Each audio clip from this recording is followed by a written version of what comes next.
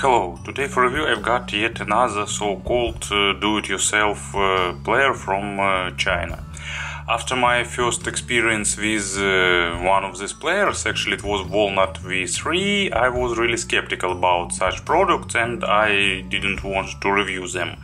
But then I've tested Zishan DSD Pro and I found out that actually few of those players can be pretty enjoyable. And that's why I paid close attention to this F.Audio.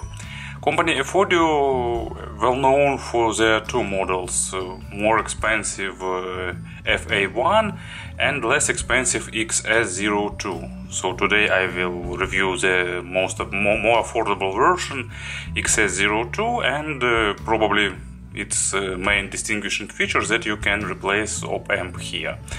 Its price is $150. AliExpress links will be in the description, so now let's have a closer look. Package is ultra simplistic, so almost zero information, just black cardboard and F.Audio company name. Inside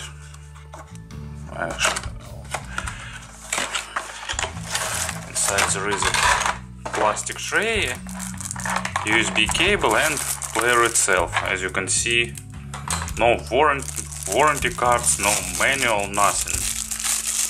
Just player and cable. So no case, but actually I think this player doesn't require any case because it's made of pretty nice aluminum. I'm not sure will video show it, but it has unusual texture and actually it's pretty pleasant to touch. So its design is really simplistic, but build quality is nice and it passes my shaking test with ease. So no buttons rattling, no noise. On the top side there are two outputs, one is marked as high amp and second is low and line out. But actually they both can be used as headphones out. The main difference is that this one goes just through replaceable op-amps that you can swap, and this so-called high out is additionally amplified by a separate TPA op-amp, so it has more driving power. Player surprisingly uses two AK4490 digital to analog converters, and it's pretty serious for this price. Buttons, but before buttons, so here is micro SD slot, reset hole, and micro USB for charging and to access the internal memory. It has 32 GB of its own memory and 2 micro SD card slot. On the front panel there are 4 buttons for navigation. Center button, it also works as play pause. This one works as volume and this works for tracks navigation. This one is on off. It also actually brings you to the menu. So let's turn it on. It put up pretty quickly, and this button works as back. Buttons have a nice defined click, but actually as you can see screen isn't super bright, but you know, it's my studio light, they are pretty bright themselves, but they remaining pretty visible. So maybe no, this one isn't more contrast. It has three different themes, interface styles. So, but all of them not really contrast, but actually, you know, viewing angles and colors of screen pretty okay. Not something super bright or something super good, but anyway, it's usable. Interface is pretty simple. It reminds old players with Hibis firmware and adapts from other Chinese companies. Main menu has a few items, so now playing returns you to now playing screen. Actually there are pretty lot of information. Let me find some angle so it could be better viewable. You will see album cover, pretty informative status line with all information, track name, information, album, and so on. So let's go back. Explorer, Now playing. Media library. Right here you also can return to now playing. List of all songs, artists and albums, genres, and folder explorer and favorites. Also you can access explorer here. So if you will buy this player, please keep in mind that it scans micro SD cards and internal memory pretty long. It took few minutes for me for this player to update its 32 gigabytes of internal memory, but luckily it does that only once when you change some files in its memory. So as I've said before, there are 3 interface styles with different menu. Vehicle mode, it's when it turns on automatically when it's connected via USB to your car charger. Return key function selection, so what should be done when you press return for long.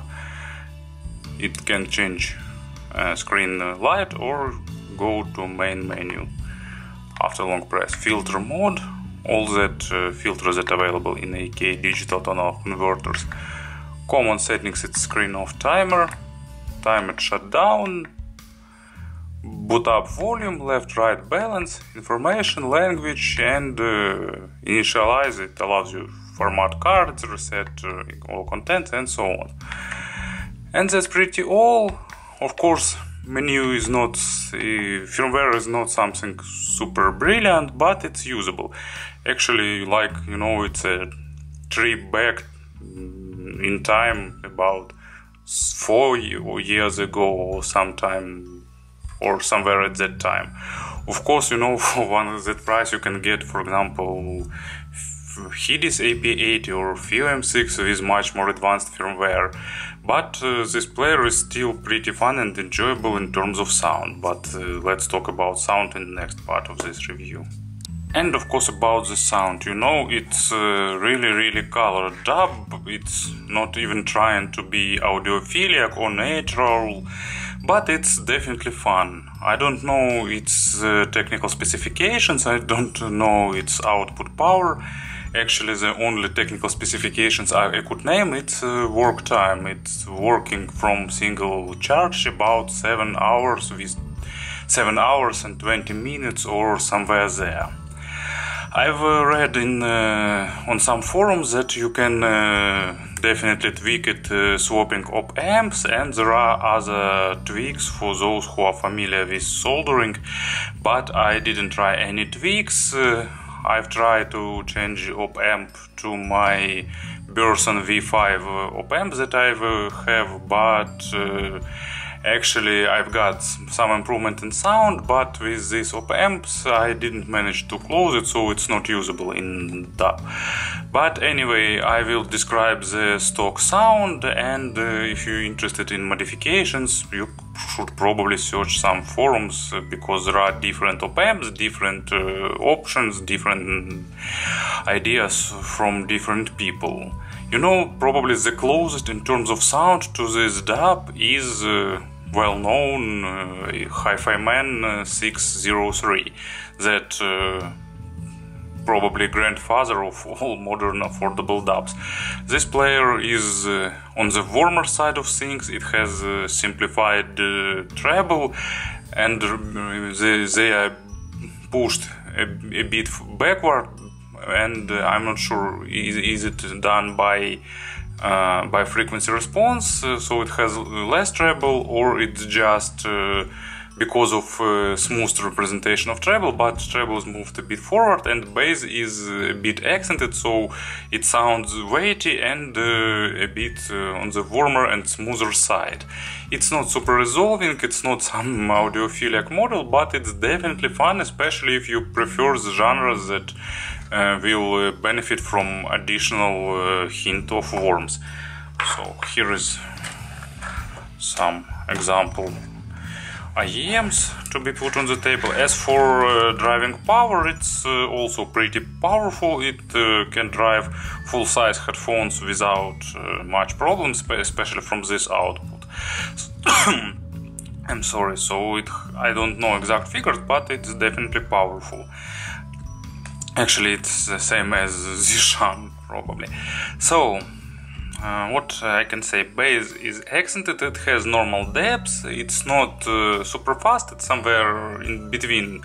It's not super slow, not super fast, it has medium speed, but it's enough to be enjoyable, normal texturing, and pretty decent control of low frequencies. Actually, I'm not sure, should I actually name some examples?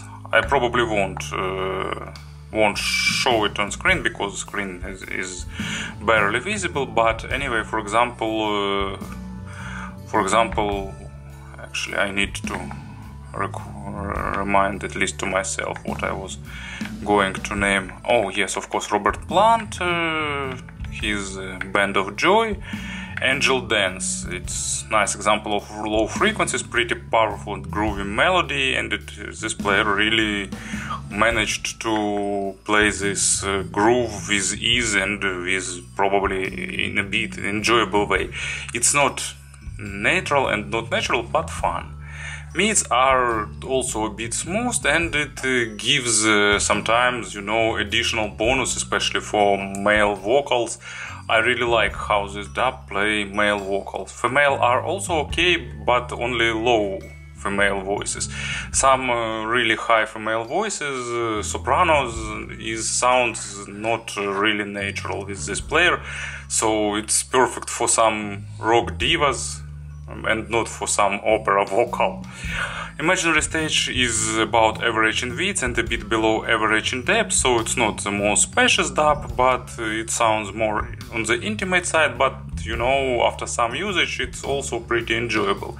Resolution of mids is normal, but they are smoothed a little bit, so sometimes the instruments lose their unique features, but anyway it sounds anyway fun, not precise, not natural, not monitoring, but fun is all we need. Is fun is all we need. So, as an example of mid frequencies, let's have some Hugh Laurie, one of those few white guys who can definitely sing blueses, and I think almost all tracks from his 2 albums. I suppose he will release few more someday, I really suppose.